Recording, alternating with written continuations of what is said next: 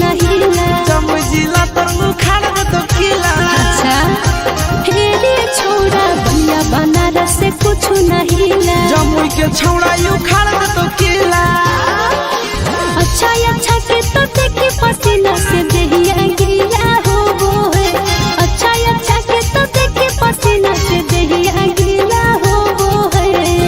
तलहटी सराय के भातार बड़ी रंगीला हो वो है। जमुई जिला के भातार बड़ी रंगीला हो वो है।